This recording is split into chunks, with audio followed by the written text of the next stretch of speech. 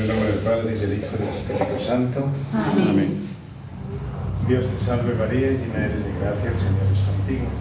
Bendita tú eres entre todas las mujeres y bendito es el fruto de tu vientre, Jesús. Santa María, Madre de Dios, ruega por nosotros pecadores, ahora y en la hora de nuestra muerte. Amén. Gloria al Padre, y al Hijo, y al Espíritu Santo. Como era en el principio, ahora y siempre, por los siglos de los siglos. Amén.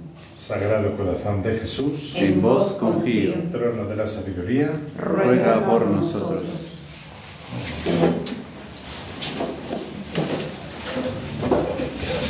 toma asiento, por favor.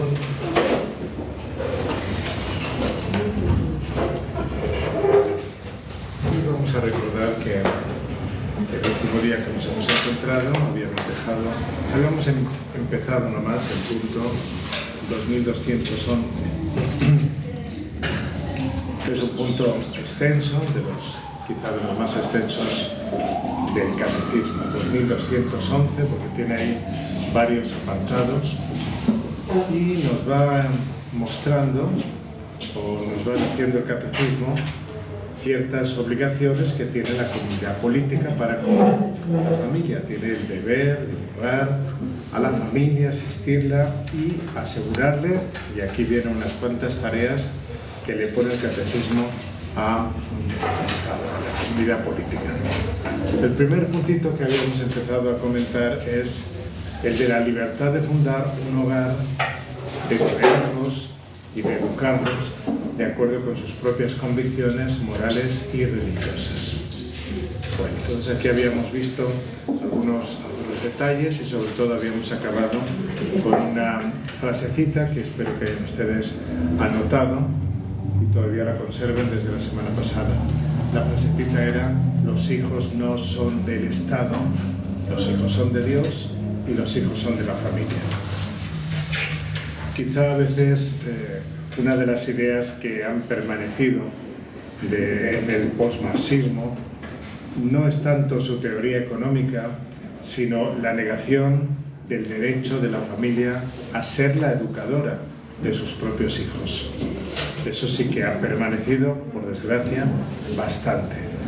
De hecho, sabemos que en una concepción marxista, el Estado y el partido es el que tiene que influir ideológicamente en sus ciudadanos. Bueno, entonces el Catecismo reitera y pide la libertad de fundar un hogar y de tener hijos. Y es evidente que en el mundo occidental es un derecho que se reconoce, pero luego en la vida diaria pues se puede llegar a encontrar dificultades tremendas sobre este derecho. Por ejemplo, la dificultad de poder acceder a una vivienda o de poder independizarse. Tantas circunstancias que impiden en la práctica que ese derecho sea algo factible.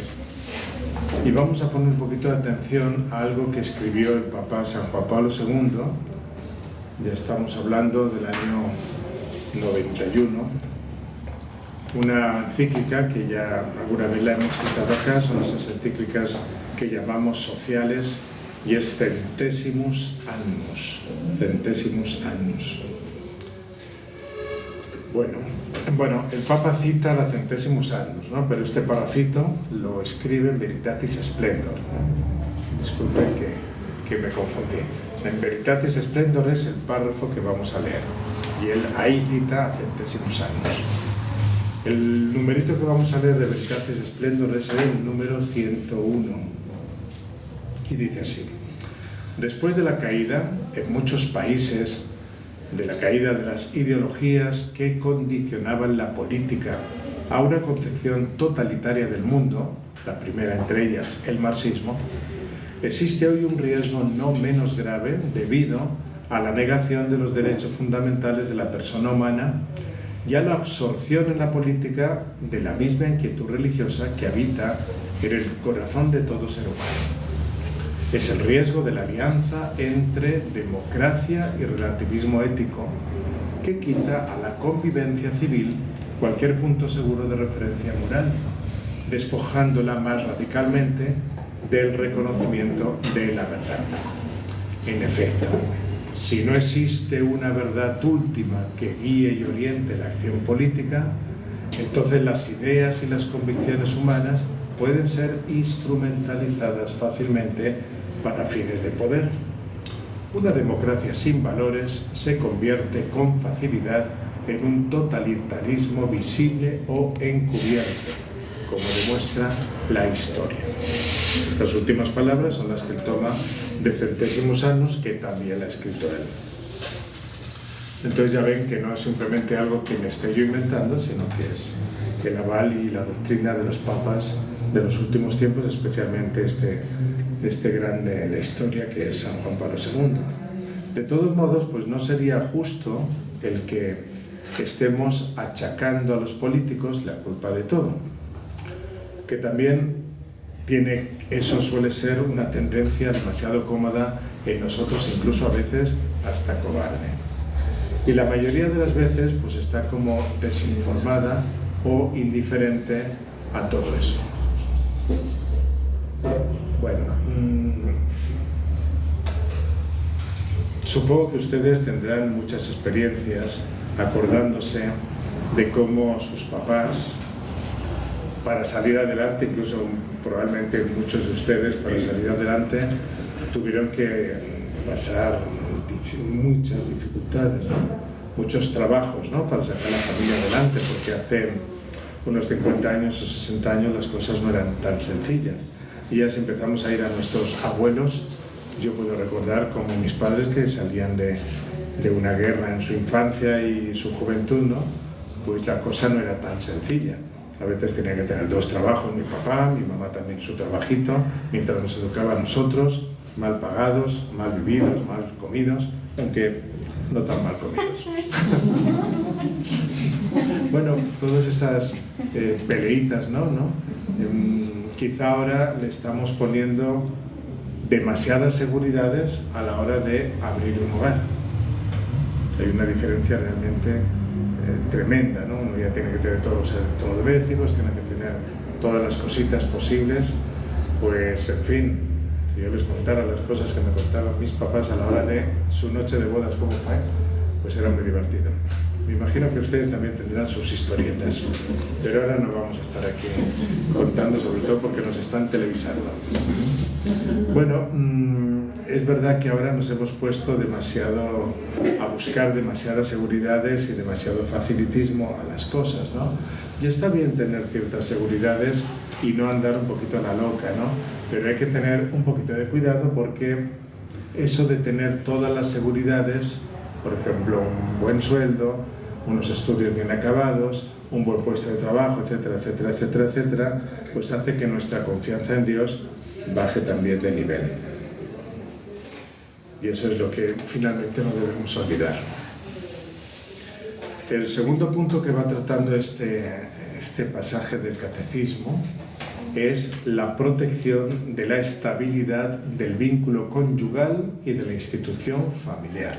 Es decir, esto el Estado, le pide el Catecismo, la comunidad política tiene que velar, tiene que ayudar a la familia, protegiéndola de la estabilidad en el vínculo conyugal y también de la institución familiar. O sea que esto se espera de la clase política, la familia tiene que tener una estabilidad. Lo que ha pasado, por ejemplo, en Perú, en México, también en España, en tantos otros países de la llamada ley del divorcio exprés. Resulta que en menos de 60 días y al módico precio de unos 200 soles, no os voy a decir en qué oficina, porque por si acaso, usted ya puede divorciarse. Es el divorcio exprés, rápido. Y eso es totalmente contrario al derecho natural y a lo que tenemos derecho que nos den nuestras autoridades, que le den estabilidad al vínculo familiar, sobre todo a eso. Esta ley, la famosa ley del divorcio exprés, permite divorciarse con mucha facilidad, como estamos viendo, es decir, acceder al divorcio sin ni siquiera aducir ningún tipo de motivos. Basta con decir, es que ya no la quiero. Pues hombre, eso es muy sencillo, ¿no es cierto? Con lo cual se ha dejado de creer que el matrimonio es un compromiso de voluntades. Más bien se está confundiendo la voluntad con el gusto. Además, esta ley del divorcio exprés anula el paso intermedio que la anterior ley exigía, que era pasar previamente pues un tiempo de separación, dense un poquito de tiempo, piensen lo bonito antes de acceder al divorcio, ¿no? Claro, esta era una cautela muy interesante para que no fuera, yo que sé, motivo de un calentón o de cosas que no eran realmente necesario tomar después de, bueno, estar exasperados un divorcio, ¿no? Del cual luego se puede uno arrepentir toda la vida, ¿no? O sea, se permitía la separación para que se lo piense uno por lo menos 2 o 3 veces y no simplemente cuestión del ya no te aguanto más. Según algunas estadísticas, había un porcentaje bastante importante, superior al 20%, de personas que no llegaban a divorciarse después de esta medida. Incluso muchas llegaban a una reconciliación. Es importante no dejarnos arrastrar por esta sociedad ansiosa donde no hay tiempo suficiente para discernir, para pensar con tranquilidad. A veces no hay tiempo suficiente para discernir a la hora de entrar en el noviazgo, porque a los 13 años ya nos sentimos los galanes del mundo entero, ¿verdad? Y las niñas empiezan a encontrar su príncipe azul, que es un principito que apenas le ha salido medio pelo en el bigote y ya se sienten los supermanes del amor, ¿no? Es una cosa realmente un poco... Estoy exagerando, pero es que así vemos muchos casos así, ¿no? Entonces no hay discernimiento. Y a veces, pues, los papás, si son un poquito sensatos, se le quieren hacer ver a los niños que tú lo que quieres es instinto, no enamoramiento, pues se las ven y se las desean para dar razones. Se las ven y se las desean, ¿no? Otros no, que eres joven, que hago, que vea, que viva la vida. Bueno, pues eso. Claro, yo creo que las leyes no deben entrar en este juego de la inmediatez. Las leyes tienen que introducir cautelas que precisamente protejan la estabilidad de algo tan serio y fuerte que es el sostenimiento, como hemos visto hasta ahora, de la sociedad. Si no hay esas cautelas, pues todo queda a merced de lo que el impulso ansioso en un momento determinado determina. Y si ahora tengo otro impulso, pues otro impulso. Si ahora otro impulso, otro impulso. Y si ahora pues el impulso es de varón con varón, pues viene eso. Impulsos. En algunos países, en la legislación sobre el aborto, se introdujo la cautela de que es necesario que pasen 5 o 10 días desde que se solicita el aborto hasta que se efectúa el aborto. Bueno, algo es algo. Y según esa cautela, pues se han salvado miles de vidas, no 3 o 4 vidas, miles de vidas. Es que a veces esos 5 o 10 días de discernimiento pues dan luz para muchas cosas, ¿no? De repente, yo que sé, alguien de la familia, una joven, le empieza a calentar la cabeza y calentar la cabeza y calentar la cabeza, pues casi la llevan allá, ¿no? Entonces, déjeme reposar un poquito, déjeme pensar un poquito, ¿no? Porque es necesario tener mucha más luz para dar un paso tan fuerte, que es un asesinato, ni mucho menos, ¿no? Esa cautela viene a ser, pero lo has pensado bien. Lo has pensado bien, porque la decisión que vas a tomar no es cualquier cosa. De enamorarte para formar una familia o de engendrar un hijo o asesinarlo. El otro obligación o deber que está poniendo la Iglesia a la comunidad política es la libertad de profesar su fe, de transmitirla, de educar a sus hijos en ella con los medios y las instituciones necesarias. Veamos que están muy bien encontradas las palabritas, y son muy al grano, ¿verdad? Cosas que son importantísimas y que no sería necesario decírnoslas, pero a la altura que estamos el catecismo nos tiene que decir esto. La libertad de profesar la fe, transmitirla, educar a los hijos en ella, con los medios y las instituciones necesarias. En teoría, es algo que nadie niega en los países occidentales. No así en los países islámicos, en otros países de Asia, donde no está reconocida esta libertad religiosa. Pero no nos podemos confundir, porque en nuestra cultura occidental existen formas, en la práctica, muy civilinas, digamos, y hasta dictatoriales, que están dirigidas para reprimir o aminorar, cuanto menos, y poner bastantes dificultades en el ejercicio de la libertad de profesar un credo, la fe, especialmente la católica. Se genera sobre todo una cultura con una gran agresividad antirreligiosa, o si quieren anticlerical. Y sabemos muy bien, ya hemos hablado de eso en distintas sesiones o catequesis, que entran en una universidad con la ametralladora y al que el cristiano lo arrollan a balazos, ¿no? Eso significa que no hay demasiada libertad religiosa.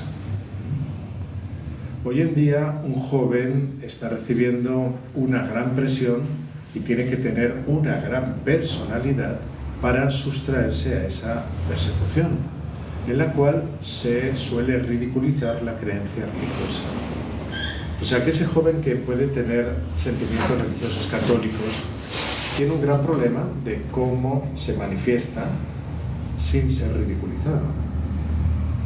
Por tanto, no es verdad el que demos por supuesto el que exista una libertad de profesar la fe. En primer lugar, hay una gran presión para que el hecho religioso no tenga lugar en la vida pública, sino que sea arrinconado de puertas para adentro. Con esto que lo hablen en las sacristías. Se afirman los principios en teoría, ¿verdad? Pero luego en la práctica pues se genera una cultura que es asfixiante, que termina por dificultarlos tremendamente, ¿no? Ya no es una persecución con armas, ya no se está utilizando la ametralladora, sino que se trata de una persecución, vamos a decirlo así, por estrangulamiento. ¿Estrangular qué quiere decir? Pues creo que todos lo sabemos, ¿verdad? Es apretar el cuello de una persona evitando que pueda respirar hasta que llegue a perder su conocimiento, ¿no? ¿Causa de la muerte cuál es? Pues murió por asfixia. Entonces, una persecución por estrangulamiento quiere decir que se va a vivir la vida cristiana, pero cada vez se va a volver más y más y más complicada y difícil. De modo que muchas personas, por evitarse problemas, o por falta de personalidad, o por falta de valentía, o por falta de información y convencimiento, van a ir dejando la práctica religiosa. Un ejemplo muy evidente y muy reciente, ¿no? Vamos a suponer que tú tienes una panadería o pastelería, vamos a ponernos en Europa, que tiene cierto prestigio, entonces la gente le gusta venir a comprar porque también ofreces calidad. Y resulta que va una pareja del mismo sexo y te dice: queremos mandar a hacer aquí nuestra torta de matrimonio. Entonces tú le dices que como no estás de acuerdo con eso, no le vas a hacer que se vaya a otra panadería donde se lo pueden hacer. Bueno, seguramente eso va a pensar que es una exclusión, etcétera, etcétera, etcétera, y puede ser que hasta lleguen a una denuncia. Vamos a ponerlo el ejemplo en otro negocio. Resulta que vamos a pensar una agencia de fotografía y entonces te quieren contratar a ti para que realices las fotografías de una boda entre personas del mismo sexo. Bueno, tú no tienes odio a ese tipo de personas, no necesariamente hay que tenerles odio, no. Pero como eres fiel a la palabra de Dios y al catecismo de la Iglesia Católica, no estás de acuerdo con eso, y tú le dices: no, yo no voy a tomar esas fotos, búsquese usted otro fotógrafo. Entonces te denuncian y te viene encima una multa de miles y miles de UIT, creo que lo dije bien, de dólares, por discriminación a homosexuales. Bueno, pues eso es lo que se llama persecución por estrangulamiento. Porque el problema no va a ser solamente de una multa, sino que luego va a venir una propaganda infame sobre tu negocio. Y tu negocio va a bajar en picada. Vas a empezar a tener que hacer fotografías a hormiguitas a ver si te las compran libritos. Vamos a poner todavía otro ejemplo. Esta vez vamos a ir al tema de la salud. Y resulta que tú has estudiado enfermería y te toca hacer tus prácticas, vamos a pensar, en un pueblecito de la Sierra Limeña.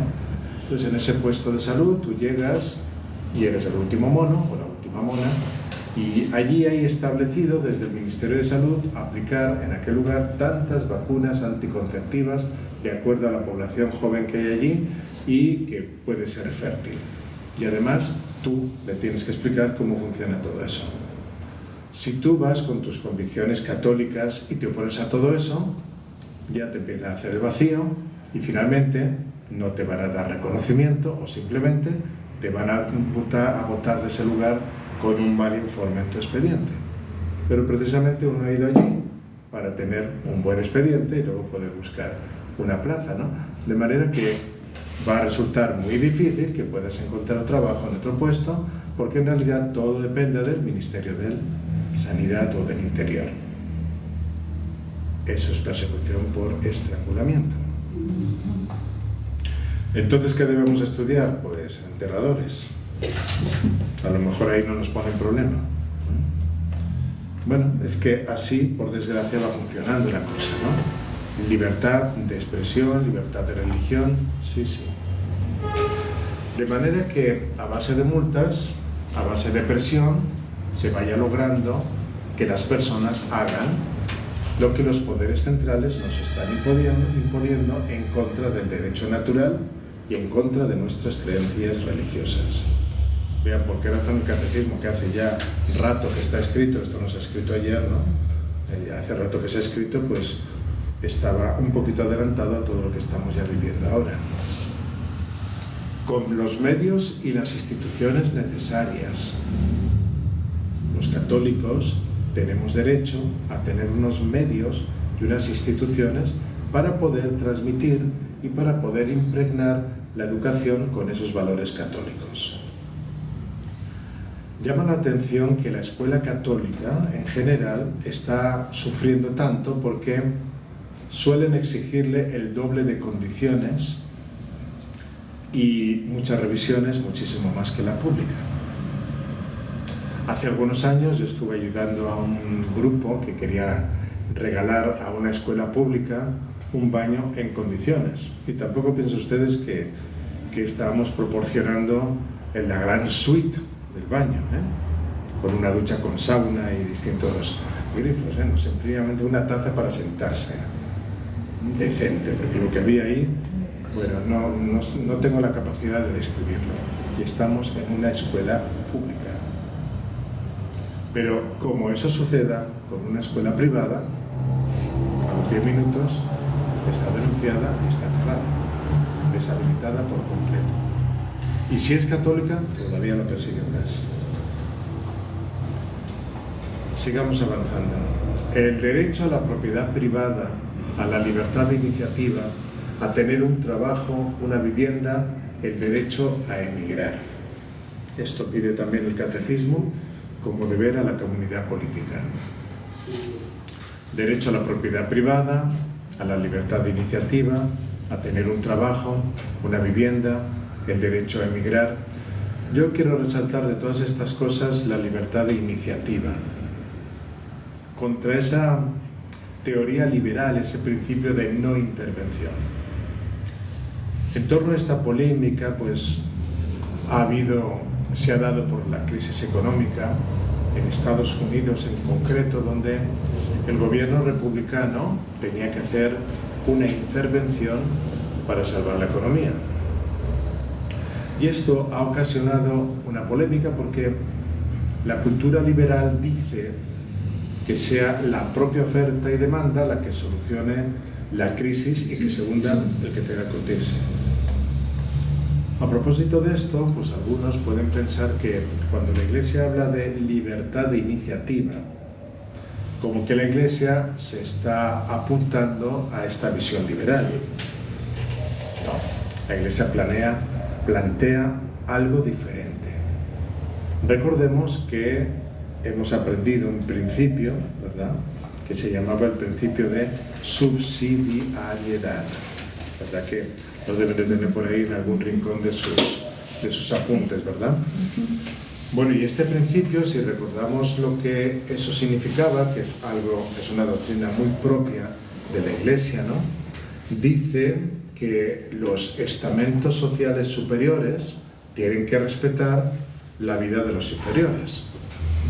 Recordamos que nosotros regresamos al punto 1883 del Catecismo, y ahí nos decía claramente que la doctrina de la Iglesia ha elaborado el principio llamado de subsidiariedad, según el cual una estructura social de orden superior no debe interferir en la vida interna de un grupo social de orden inferior, privándole de sus competencias, sino que más bien debe sostenerle en caso de necesidad, ayudarle a coordinar su acción con los demás componentes sociales, de manera que no se lo acaben comiendo, siempre defendiendo, que es lo que tiene que hacer la comunidad política, el bien común. Entonces, si nos damos cuenta, este principio no tiene nada que ver con el principio del liberalismo económico que hemos anunciado, tipo como algunas veces se ha planteado en Estados Unidos, por poner un ejemplo. Ahí el principio liberal sí que defiende la ley de mercado y la economía que lo tiene que regular todo. En cambio, el principio de subsidiariedad confía en las personas y en las sociedades inferiores. Y la verdad es que aquí, por ejemplo, en nuestro Perú se ve mucha iniciativa que tiene la gente. Habrá que ordenar eso. De eso también tenemos que ponernos de acuerdo, ¿no? Pero la gente aprende a sobrevivir, ¿verdad? Cuando las cosas van no tan bien, la economía no está tan buena, ¿no? O sea, el Estado debería facilitar eso, pero también regularlo, porque a veces hay tanta iniciativa que la iniciativa pisotea a los demás, ¿no? ¿Qué más? Conforme a las instituciones del país, sigue diciendo el Catecismo, el derecho a la atención médica, a la asistencia de las personas de edad, a los subsidios familiares. Tal como ya hemos dicho, la familia tiene que ser protegida porque de ella y por ella la sociedad se regenera. Y tiene que haber políticas familiares que privilegien la familia. Por cierto que si se prima la familia, evidentemente es siempre a costa de alguien, ¿verdad? Porque que yo sepa, no sé si ustedes han tenido la oportunidad que les caiga dinero del cielo. Todavía creo que no. Entonces, si un sistema de subsidios prima a la familia, a los matrimonios, los hijos, pongamos por ejemplo, ¿no?, que haya una familia numerosa y el Estado considere que a partir del cuarto hijo se les puede dar una bonificación para ayudarlo, por ejemplo, ¿no? ¿Pero eso qué significa? Pues significa que los solteros tendrán que aportar más. Esa política que privilegia a la familia supone solidaridad de los demás. Solidaridad de los demás. Como tantas veces pasa, pues cuando estamos hablando de los planes de jubilación, ¿no? Los planes de jubilación, para que los abuelitos puedan recibir su jubilación, la mayoría de las veces depende de los jóvenes que están aportando, claro. ¿Qué más? La protección de la seguridad y la higiene, especialmente por lo que se refiere a peligros como la droga, la pornografía, el alcoholismo. Miren que ya es interesante que el Catecismo hable de estas cosas como peligros. Ya es interesante. Ojalá se nos meta bien en la cabeza, que son peligros. Llama también la atención que se concrete en tres cositas, que son la droga, la pornografía y el alcoholismo. Parece básico que el Estado luche contra esto, no que lo favorezca, porque de lo contrario, la familia lo puede tener demasiado cerca. La familia tiene derecho a tener esos peligros lejos de su vida, lejos de su vida. Es un drama, por ejemplo, que por causa de la pornografía según el estado de las cosas, la tenemos sencillamente a la altura de apretar un botoncito. Y eso es tenerla demasiado cerca. No vale aquí eso de decir, es que somos libres y el que lo quiera ver que lo vea y el que no, pues que no lo vea. Bueno, eso no es cierto del todo. No es cierto que nuestra libertad sea tan grande. Vamos a ser un poquito realistas con nosotros mismos. No es cierto que nuestra libertad sea tan grande. Una cosa es lo que yo quiero y otra cosa es a lo que soy arrastrado. Por eso es inmoral que la violencia, la pornografía, etcétera, esté tan cerca de las familias. Los padres tienen derecho a esperar de las autoridades a que haya más distancia real, que el hogar no sea invadido. Así como a veces se pueden poner dispositivos de policías para vigilar que los ladrones no estén tan cerca. Bueno, pues de eso nos preocupamos, pero de todo este tema que está aquí diciendo el catecismo, ¿no?, que es droga, pornografía y alcoholismo, no tanto. Bueno, y tal y como además poco a poco se va viendo lo que se va proyectando en los miles de canales de televisión, pues da la impresión de que cada vez el tigre está paseando por el pasillo de nuestras casas. Estamos ahí sentaditos y tenemos el tigre ahí delante de nosotros. En cualquier momento saca su zarpa y...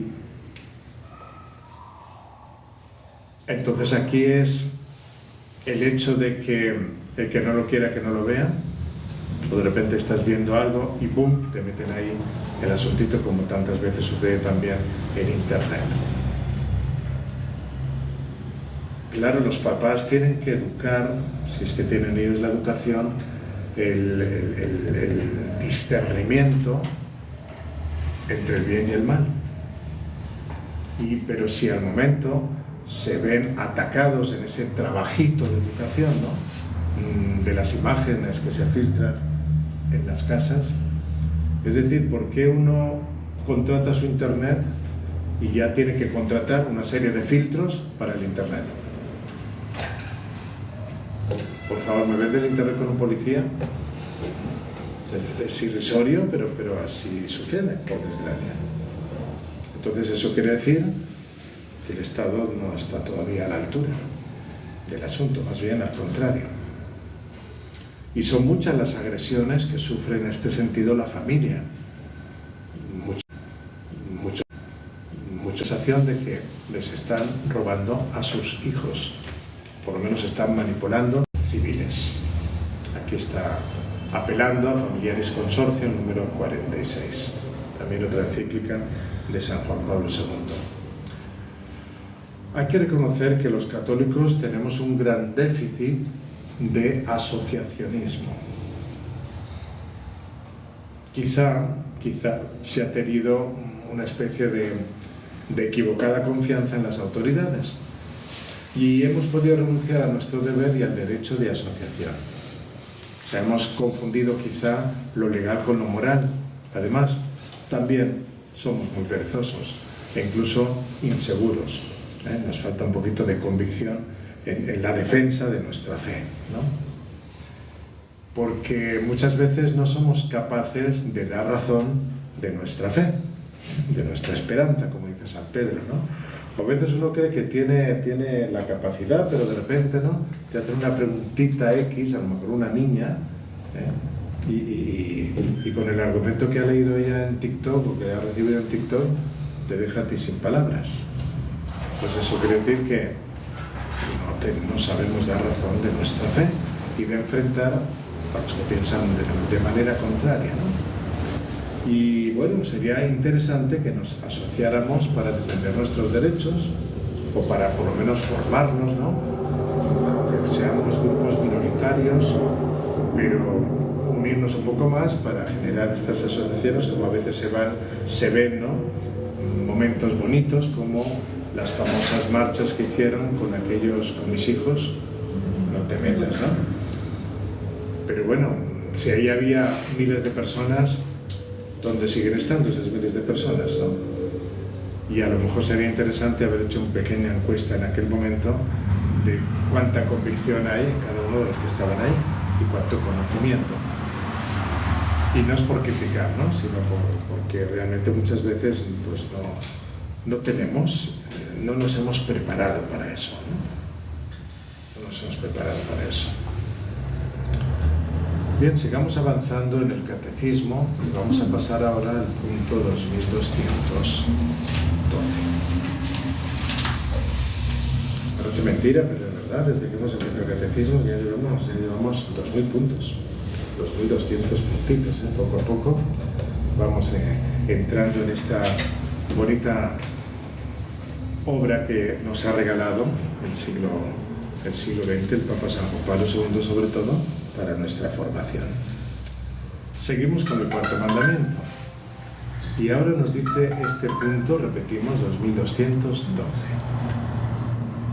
El cuarto mandamiento ilumina las demás relaciones en la sociedad. En nuestros hermanos y hermanas vemos a los hijos de nuestros padres. En nuestros primos, los descendientes de nuestros antepasados. En nuestros conciudadanos, los hijos de nuestra patria. En los bautizados, los hijos de nuestra madre, la Iglesia. En toda persona humana, un hijo o una hija del que quiere ser llamado Padre nuestro. Así, nuestras relaciones con el prójimo se deben reconocer como pertenecientes al orden personal. El prójimo no es un individuo de la colectividad humana, es alguien que por sus orígenes, siempre próximos por una u otra razón, merece una atención y un respeto singulares. Precioso este puntito, 2212. Desde luego es una reflexión muy original, es algo muy evidente, pero quizá, no sé, que levanten la mano los que han reflexionado alguna vez en este tema.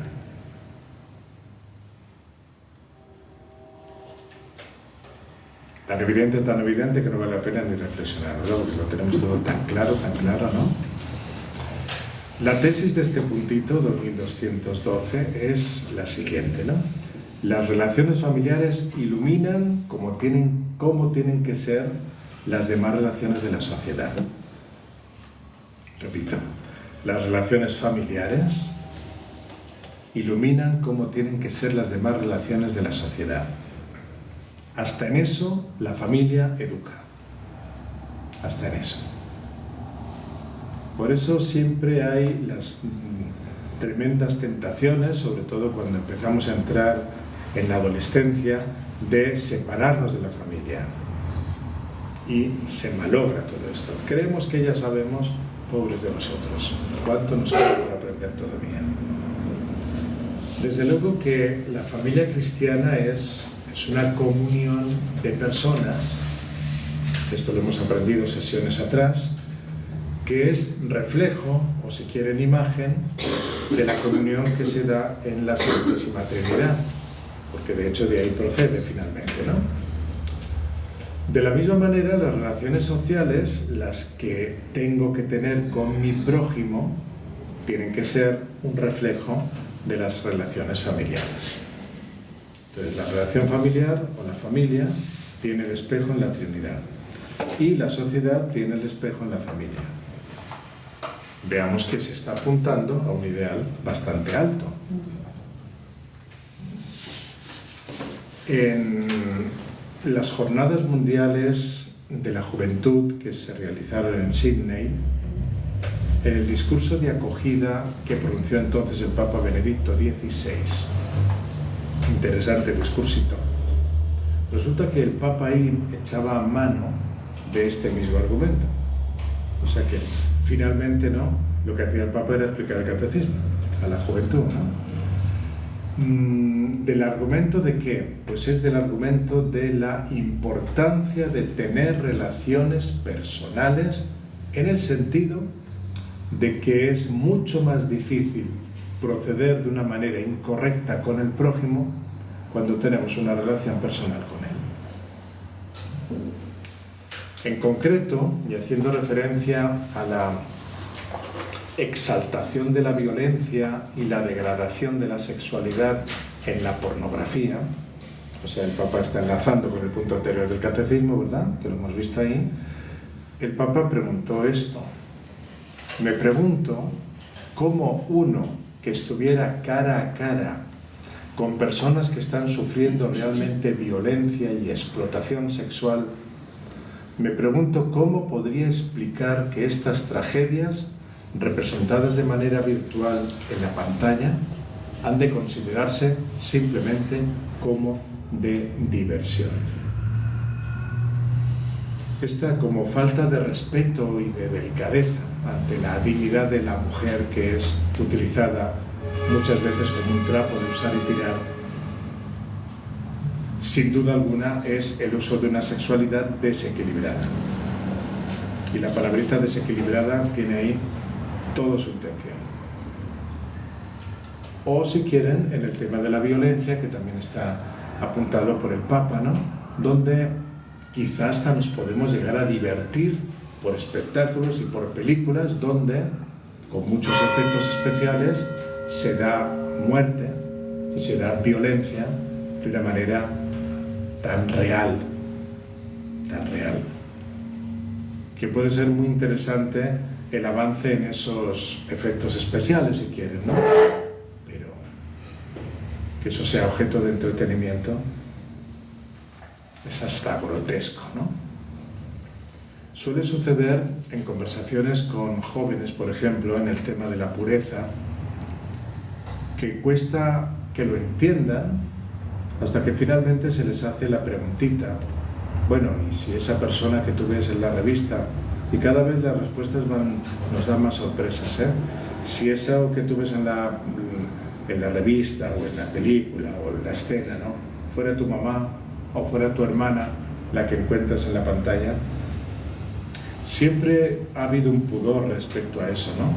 Pero por desgracia nos estamos volviendo tan liberales que, bueno, si es lo que a ella le hace feliz, hasta podemos llegar a encontrar ese tipo de respuestas. Lo cual uno dice, eso del desequilibrio realmente es muy peligroso, porque ya ni pensamos bien, ni correctamente, ¿no? Porque lo más grave de todo es que no tenemos la capacidad de valorar lo que es el bien y lo que es el mal. El sentido objetivo del bien moral. Pero a veces, cuando lo referimos a rostros personales, bueno, la cosa ya empieza a cambiar. Por eso muchas veces sucede que todos estos temas se opina, hasta que le dicen a uno: es que tu hija, mi hija no la toca a nadie. De ahí que el catecismo diga que las relaciones familiares iluminan las demás relaciones en la sociedad. Este es el poderoso argumento, ¿verdad? Lo que no te gustaría que le hicieran a tu hermana o a tu madre, evidentemente, estará mal hecho que lo hagan también a otra mujer, por la sencilla razón de que también esa mujer tendrá familia y tendrá dignidad. Pero insistimos, ¿no?, que aunque este argumento es poderoso, a veces se encuentra uno con barbaridades, ¿no?, de que en la propia familia hay abusos a menores, ¿no? Entonces uno dice, eso del equilibrio o del desequilibrio, que mal está llegando, ¿no? Porque un abuelito que abuse de su nieta de, yo qué sé, de 5 años, pero ¿qué le está pasando a este señor, no? Es casi motivo de que le encierren.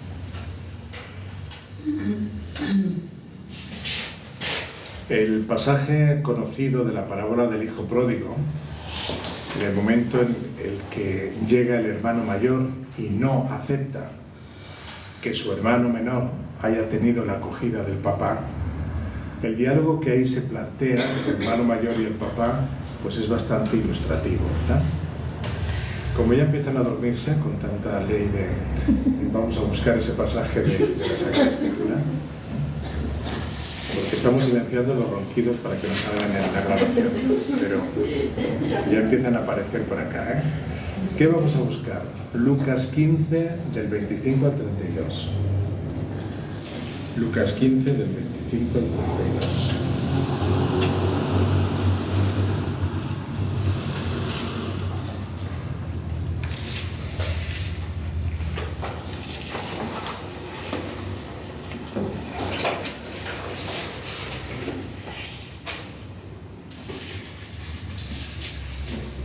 Su hijo mayor estaba en el campo, y al volver, cuando se acercó a la casa, oyó la música y las danzas, y llamando a uno de los criados le preguntó qué era aquello. Él le dijo: ha vuelto tu hermano, y tu padre ha matado el novillo cebado, porque le ha recobrado sano. Él se irritó y no quería entrar. Salió su padre y le rogaba. Pero él replicó a su padre: hace tantos años que te sirvo y jamás dejé de cumplir una orden tuya, pero nunca me has dado un cabrito para tener una fiesta con mis amigos. Y ahora que ha venido ese hijo tuyo, que ha devorado tu hacienda con prostitutas, has matado para él el novillo cebado. Dos más. Pero él le dijo: hijo, tú siempre estás conmigo y todo lo mío es tuyo. Pero convenía celebrar una fiesta y alegrarse, porque este hermano tuyo había muerto y ha vuelto a la vida. Se había perdido y ha sido hallado. ¿Qué nos ilustra esto? Pues miren, podemos subrayar el versículo 30, que es una manera de hablar que esto está escrito hace muchos años, ¿verdad? De los tiempos de Jesús. Es una manera de hablar que aquí en el Perú se da mucho. A mí me llamó mucho la atención cuando escuchaba esa manera de proceder por parte de ustedes, ¿no? Resulta que el hermano dice: cuando ha venido ese hijo tuyo, ese hijo tuyo. Pero el papá lo que le responde es: este hermano tuyo. O sea, no te desvincules, eres su hermano. ¿Y por qué digo que aquí en el Perú pasa eso? ¿Verdad? Porque, bueno, ya lo saben, ¿no?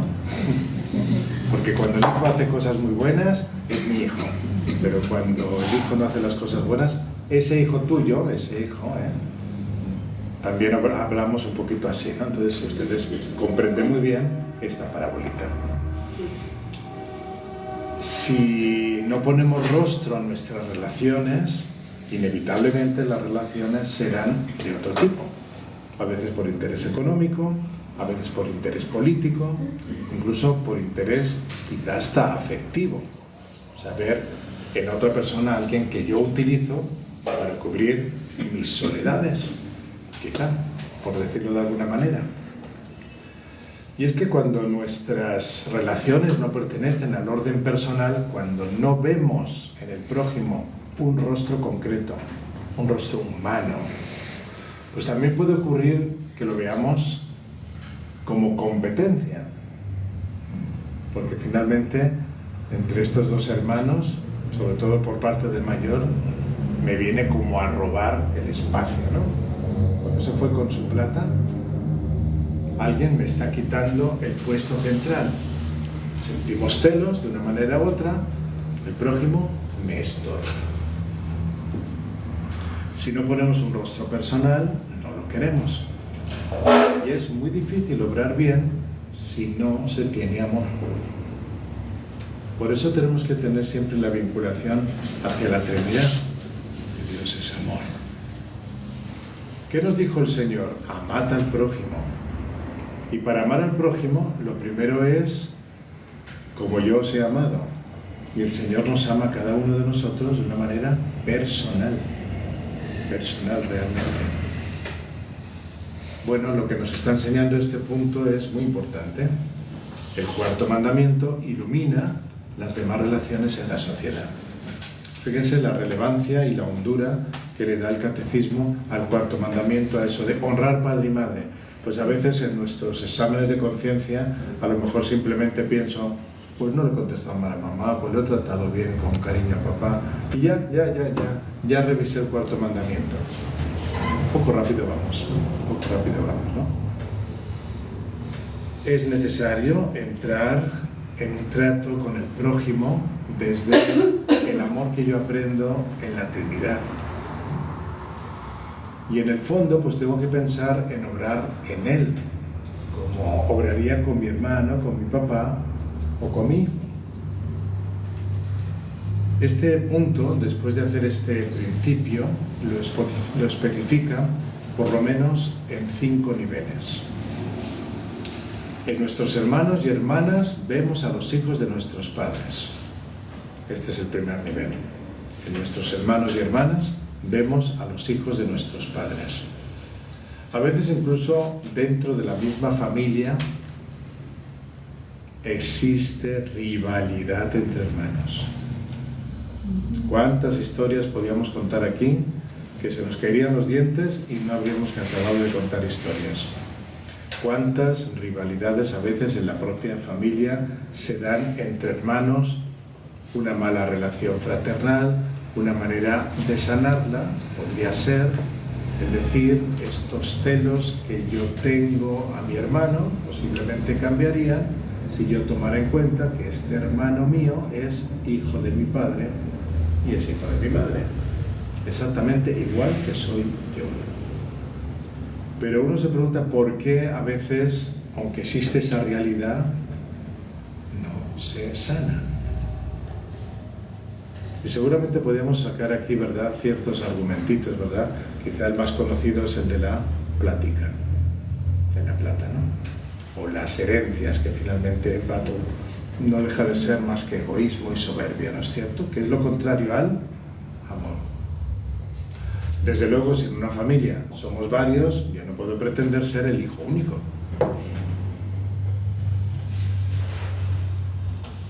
O sea que una buena idea es tratar de ver esto desde cómo lo verían mis padres.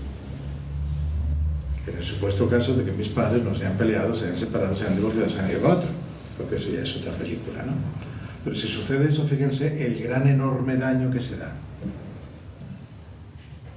El otro nivel que pone el catecismo es en nuestros primos, los descendientes de nuestros antepasados. Bueno, es el mismo principio que el anterior, ¿no es cierto?, ¿no? En vez de considerarnos nosotros los ombligos del mundo o el centro del universo, poder ver esa relación de los abuelos con los nietos, verlos como padres de toda esa descendencia. El otro nivel que hace aquí el catecismo es en nuestros conciudadanos, es decir, los hijos de nuestra patria. Qué terribles son las autonomías, ¿verdad? O como decía aquel escritor con cierta ironía, los autonosuyas. Esos divisiones que se quieren hacer dentro del propio país, ¿no es cierto? Eso de no ver a nuestros conciudadanos, no verlos tanto como competidores, como políticas diferentes, sino también poderlos ver como ciudadanos que compartimos un proyecto común de nación. Y probablemente la cosa cambiaría si se mirara desde esta perspectiva. El catecismo está siempre pretendiendo unificar, unir, considerar proyectos que nos puedan unir. Y la falta de sentido del patriotismo es una carencia muy grande, muy grande. A mí a veces me gustaría preguntar a mis queridos vecinos peruanos, ¿qué entienden por patria? ¿Cuál es el sentido de la patria para ellos? Alguno ya empieza a poner los ojos para arriba, que no me pregunte. Sería la unión de el conjunto de todas las familias que viven en nuestro país. Digamos que en la combi se sube usted y empieza a hacer esta preguntita y alguno le dirá dejar en paz. Y en realidad, ¿qué concepto, aparte de un poco económico y nutricional, creo yo, por llamarlo de alguna manera, ¿no?, se entiende como patria? Pero está involucrado las familias, el trabajo, también, digamos, involucra la economía, ¿no? Claro, eso por supuesto. Usted que ha estudiado la doctrina social de la Iglesia. Pero nos vamos al ciudadano de a pie. ¿Qué concepto se tiene cuando se van a celebrar las fiestas del 28 de julio, fiestas patrias? ¿Qué se entiende con eso? Puente y salida, comer criollo y musiquita de criolla y ponerse el chullito, con todos esos cartelitos que se venden ahí, 28 de julio, la patria y la bandera por todos lados, hasta en los dulces. O sea, ¿qué realmente se entiende? ¿Qué concepto sagrado? Porque yo he oído esas palabras, ¿no? El pabellón sagrado. Qué bonito, pero ¿qué se entiende? ¿Qué se entiende por eso? ¿No? ¿Qué se educa? ¿Qué se enseña? ¿No? Parece que necesitamos ahondar mucho más en lo que significa el vocablo patria. Pero como hay que estudiar, ya estamos en problema. ¿No tiene un videíto para que no lo pose? Entonces el videíto son 4 señores danzando, ¿verdad? Una ollita, ¿verdad? Y la gente corriendo rica, tocándose la barriguita, ¿no? Y la música, que es muy simpática. Volvemos otra vez un poquito a lo mismo, a lo folclórico, digamos, ¿no? Claro, ¿a qué hace referencia la palabra patria? En realidad, si lo pensamos bien, la palabra patria hace referencia, en primer lugar, a enraizamiento, ¿no? En un territorio, en un suelo natal, en un terruño que no elegimos. Y por otra parte, escogido. Pero eso no es todo, ¿no? Eso no es todo, ¿no? Porque si no, mirándolo de esa manera, vamos a volver a ensalzar la papa. La patria es una familia. A mí me parece que esto es lo más bonito del tema de la patria. Es una familia grande, que si los tienes que invitar todos a comer o para la primera comunión del niño, nos va a salir caro. Una familia grande. O sea que la patria es mi familia. Y todas las familias me están unidas de alguna manera, justamente porque habitamos todos ese territorio natal o ese terruño, digámoslo así, más cariñoso, ¿no? Original. Por eso la patria no es solo una raíz que se hunde en una tierra común, también es una casa, o si quieren una mansión. Toda familia necesita un hogar. Como suele decir el refrán, esto no sé cuántas veces lo he oído a mi abuela, el casado casa quiere. Pues eso, toda familia necesita un hogar, un techo que la cobije.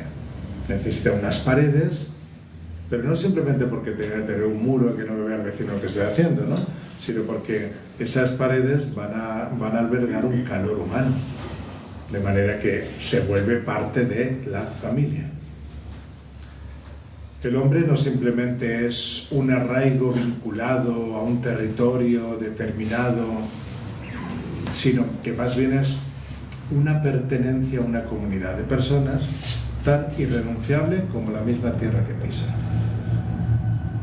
Digamos que este sería como el segundo vínculo que constituye la patria, la comunidad patria, la sociedad concreta en la que cada persona es un miembro vivo, una comunidad no siempre definible en unos conceptos teóricos, pero sí caracterizable por numerosos signos, algunos imponderables, de quizá ciertas modalidades psicológicas, costumbres, actitudes comunes, todo lo cual hace para mí, en cuanto miembro suyo, que nos logremos identificar.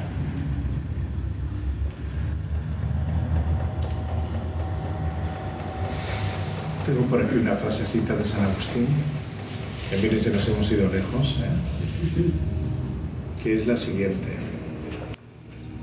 Populus es fetus multitudinis rationalis, rerum quas diligit concordi communioni sociatus.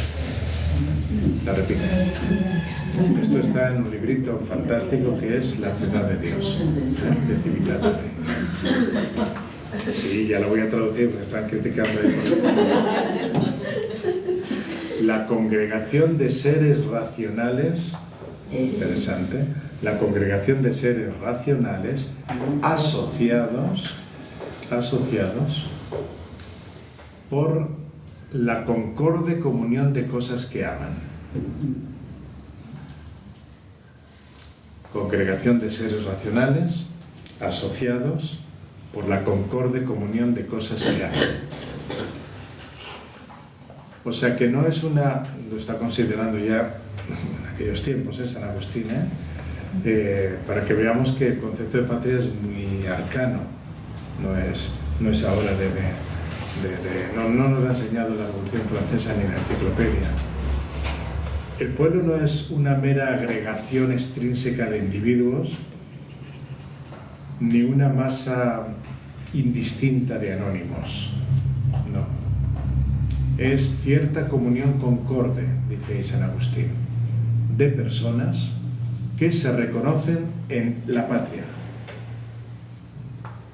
que es una comunidad viva, enraizada en un espacio geográfico, que no es simplemente algo externo, no es simplemente eso, sino que se incorpora a algo que es muy íntimo de nuestra interioridad. Y yo creo que muchos hemos tenido la experiencia, ¿no?, de ir a un sitio lejos de nuestra tierra y de repente ver una banderita peruana y se nos iluminan los ojos, ¿no? Más que si ven un tamal. Sí. Sí. Bueno, es que identifica otras cosas, ¿no?, más profundas, ¿no?, que tocan con la raíz de uno, ¿verdad? Realmente. Y luego, cuando tú te acercas a esa persona, hay una empatía rápida, sobre todo cuando estás en el extranjero. Quizá deberíamos subrayar un tercer aspecto del tema de la patria, que creo que no se debe olvidar, y es un legado que se hereda. El legado que se hereda, que viene de los antepasados, es un patrimonio cultural. Un gran escritor francés, Jean Husset, decía: recibimos, por así decirlo, a granel el capital material, la herencia espiritual, intelectual y moral que nos han dejado nuestros abuelos. Ese capital, esa herencia, constituyen la patria. Esta unidad humana durable, que es la nación, esta continuidad en el tiempo de las generaciones pasadas, presentes y futuras, solo puede hacerse sobre esos valores que, por ser verdaderos y eternos, son también los que aseguran vida y duración a las sociedades fundadas sobre ellos.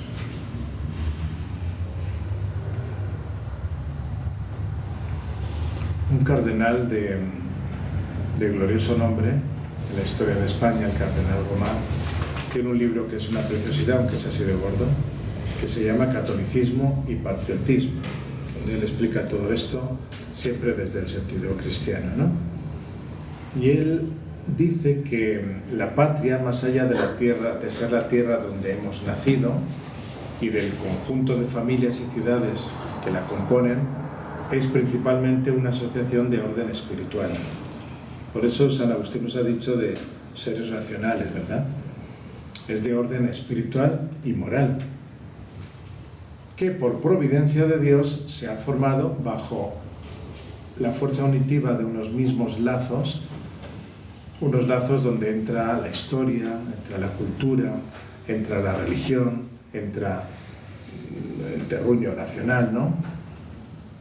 Literalmente leo al cardenal: podríamos comparar la patria a una gran casa solariega a cuya construcción en la tierra patria han contribuido una serie de generaciones con la aportación de todo recurso humano, ciencia y virtud, trabajo y arte, autoridad y obediencia, leyes y costumbres, actitudes y tradiciones, empresas e ideales, sacrificios y triunfos, que han llegado a formar por dentro una conciencia colectiva de unidad que es el soporte y aglutinante de toda fuerza conservadora de la entidad. Y por fuera le han dado una fisonomía peculiar que la distingue de toda otra patria. Parece que todo este patrimonio cultural, por condensarlo en algo, lo podríamos condensar en la lengua patria. Porque la lengua patria hace que haya un camino, un medio muy privilegiado de transmisión de toda esta cultura. Entonces, nada mejor que el idioma para comunicar pues toda la densidad cultural de una generación que ha ido pasando a otra generación. Por eso se suele hablar de la lengua materna, la lengua materna, ¿no? Porque es principalmente la mamá la que le enseña a los hijos a pronunciar esas primeras palabritas que luego identifica con toda una comunidad. Vamos a acabar este apartadito de la patria con un poemita que escribió un señor llamado Karol Wojtyła. Decía él así. El poema es bastante largo, ¿eh? Yo simplemente saco unas estrofitas de él. Así, vinculados por la misma lengua, existimos y nos ahondamos en nuestras raíces a la espera del fruto de nuestras maduraciones y nuestros virajes continuos. Envueltos cada día más en la belleza de nuestra propia lengua, no nos hiere la amargura de que en los mercados del mundo no se vendan los frutos de nuestro pensamiento por el gran precio que hay que pagar por nuestras palabras. Pero no deseamos cambiar de mercancía, pueblo que a través de las generaciones se queda en el corazón de su propio idioma, no puede explicar del todo el misterio de la idea.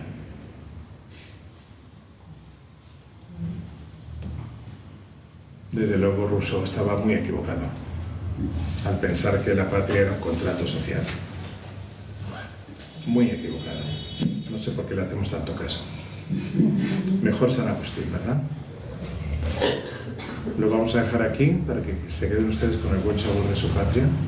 Y si Dios quiere, continuaremos el próximo día.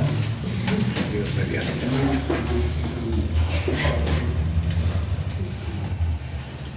Gracias. Una cosa muy bonita que se hacía en los pueblos, yo todavía lo he vivido, es que las municipalidades, ojalá no fuera para quedar bien, pero el día del 28 de julio siempre pedían la celebración de una misa Te Deum. La pena es que luego al final del día estaban todos borrachos, pero eso era la pena, era la pena, ¿no? Pero bueno, esa bonita costumbre de dar Te Deum significa una misa de acción de gracias, ¿verdad? Pues las gracias por lo que hemos recibido y lo que conformamos, ¿no? Habrá que seguir educándonos en ese campo y en ese sentido. Y de cerrar esto, qué bonito. Acabo de cerrar la sesión.